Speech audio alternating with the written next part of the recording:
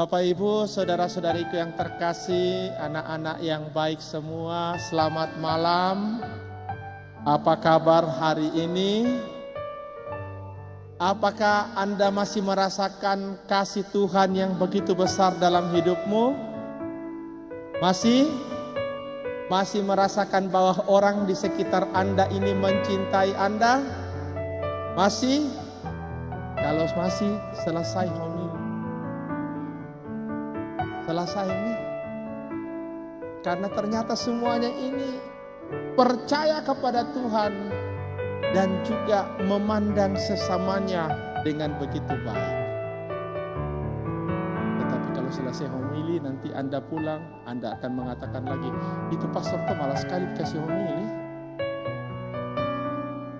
Tapi kalau sedikit panjang dia pulang ceritanya juga sama ya dada. Lamanya itu khotbah, dia tidak tahu kita lapar nih. Ya. Nah saudara-saudari, kalau ada tetangga Anda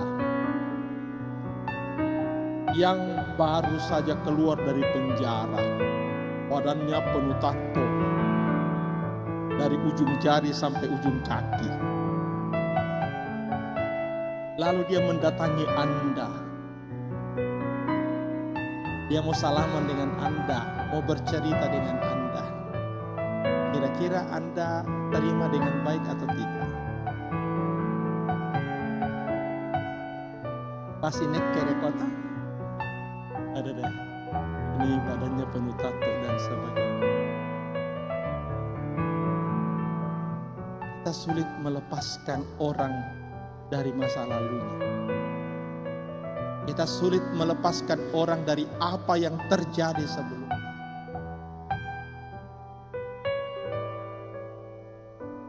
Saya juga pernah mengalami, bukan berarti saya pernah masuk penjara ya.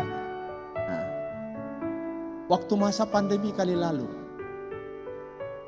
kebetulan kami ada 5 pastor yang ditugaskan untuk melayani para pasien yang kena COVID. Jadi tugasnya kami itu pergi ke ruangan di mana ada pasien kena COVID, doakan, komuni, pergi kubur orang yang kena COVID. Syukur kepada Allah dari kami 5 orang itu sehat-sehat semuanya. Saya baru kena COVID setelah pandemi mulai mereda. Setelah 1 tahun melayani baru kena COVID. Akhirnya teman pastor yang lain, itu tandanya COVID akan berakhir. Karena orang yang paling besar di keuskupan ini sudah kena. Nah ketika masa itu, satu saat saya pergi ke daerah, ketemu dengan teman-teman pastor di sana. Tidak ada yang mensalami saya, Bapak Ibu dan saudara-saudari. Semua menghindar bertemu dengan saya. Oh, silang tunggu bagianmu, saya datang, saya peluk mereka. Ya, seperti itu. Begitulah kita saudara-saudari. Apa yang terjadi dalam kehidupan seseorang, apa yang terjadi di masa lalu kita, itu seakan-akan menghantui kehidupan orang tersebut sepanjang masa. Kita melihat orang yang baru keluar dari penjara, kita langsung menjaga jarak. Kenapa? Pikiran kita negatif. Dia pernah di penjara. Seperti itulah yang dialami oleh Saulus dalam bacaan pertama pada hari ini. Masa lalu Saulus yang begitu gelap membuat orang-orang di Yerusalem tidak mau bersahabat dengan Saulus. Semuanya takut kepada Saulus. Kenapa? Saulus ini terkenal sebelumnya sebagai orang yang menganiaya para pengikut Yesus. Sangat membenci Kristus. Bahkan ketika martir pertama dikisahkan dalam Kisah Para Rasul, itu mati dengan dirajam Stefanus, Saulus hadir di sana. Saulus menyaksikan peristiwa itu. Dan kemana-mana Saulus pergi mencari para pengikut Kristus untuk dijebloskan ke dalam penjara. Terlalu mudah kita memberikan cap atau label tertentu kepada orang yang ada di sekitar kita. Satu kali orang jatuh dalam kesalahan, maka apa yang dia buat itu tidak akan pernah hilang dari ingatan kita. Walaupun orang itu sudah minta maaf, walaupun orang itu sudah membuat kebaikan berpuluh-puluh kali untuk menghapus dari kesalahannya, kita masih selalu menyimpannya di dalam hidup ini. Saudara-saudari, kita tidak pernah bisa melepas masa lalu kita. Harus kita terima. Kita tidak pernah bisa mengatakan, kalau boleh saya kembali ke dalam rahim dan saya tidak dilahirkan oleh ibu saya sekarang. Tidak bisa. Orang tua yang kita miliki sekarang itulah orang tua kita. Seberapa cerewet apapun mama kita, itu ya mamanya kita. Seberapa cerewet istri Anda pun ya itu istrimu. Tidak bisa mengatakan, bolehkah saya ganti? Tidak.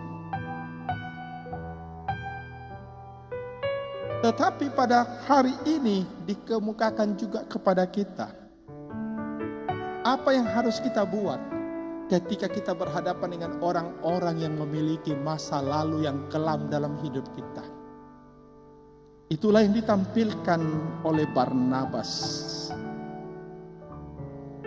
Barnabas adalah seorang yang bisa menemukan butiran emas di balik gelapnya kehidupan Saulus.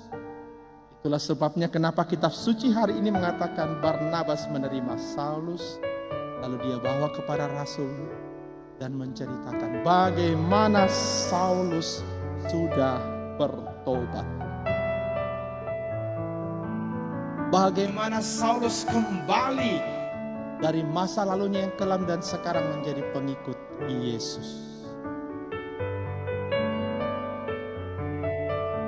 Sekecil apapun kebaikan kita terhadap mereka yang sudah pernah menyakiti hati kita, itu akan sangat membantu orang tersebut. Dan itulah yang terjadi setelah Barnabas menceritakan apa yang terjadi pada hidup Paulus. Paulus diterima dan dia mulai mewartakan Injil Tuhan di Yerusalem. Bahkan dia menjadi pembela iman.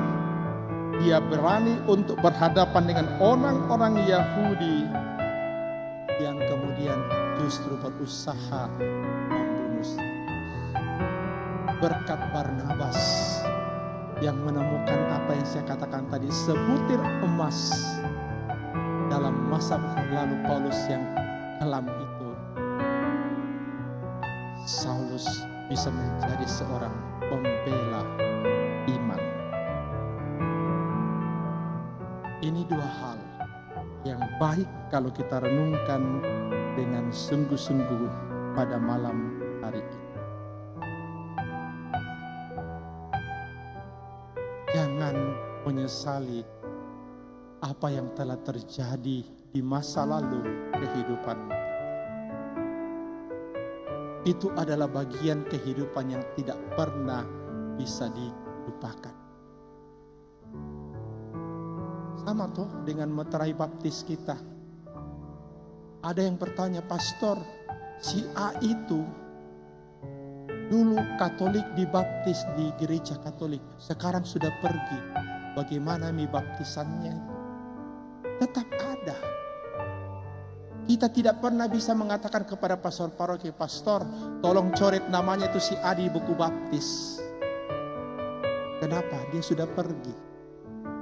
Tidak bisa.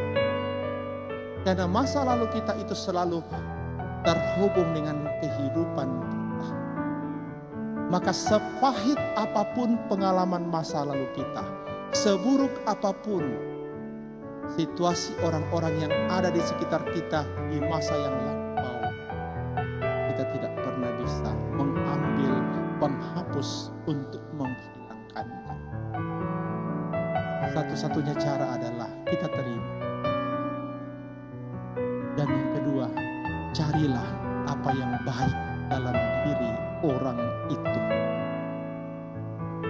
Satu kebaikan yang kita temukan akan berbuah kebaikan yang lain. Itu pesan yang mau disampaikan kepada kita.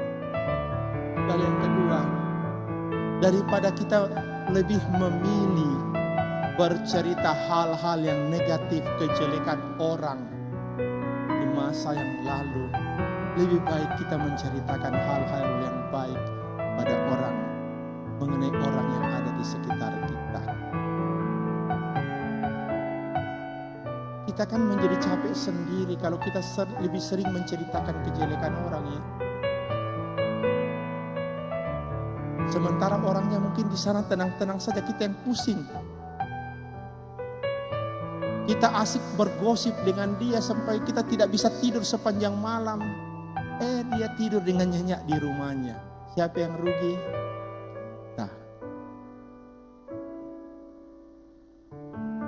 Jadi bacaan pertama pada hari ini membantu kita untuk melihat bahwa betapa hidup ini adalah hidup yang begitu indah. Sekelam apapun perjalanan hidup kita atau orang-orang di sekitar kita di masa yang lampau, tetap ada sesuatu yang baik dalam hidup mereka. Itu pesan yang diberikan kepada kita. Kenapa? Karena orang-orang itu ingat, orang-orang itu adalah bagian dari ciptaan Tuhan. Jika Allah menciptakan kita ke dunia, Allah mengatakan, sungguh amat baiklah ciptaan ini. Jadi kita semua yang diciptakan ini adalah makhluk yang terbaik yang pernah diciptakan oleh Tuhan. Masa tidak ada kebaikan dalam diri orang? Saudara-saudari, semoga di hari-hari yang akan datang kita juga tidak pernah melupakan orang-orang yang sudah kita lupakan, yang mungkin kita jauhi karena kita sakit hati, karena kita tidak suka pada apa yang terjadi dalam hidup kita di masa lampau karena orang lain. Kita belajar dari kisah dalam bacaan pertama malam hari ini, bagaimana Barnabas bisa menerima Saulus dan menggabungkan Saulus dalam kelompok orang-orang yang beriman. Tuhan memberkati kita. Amin.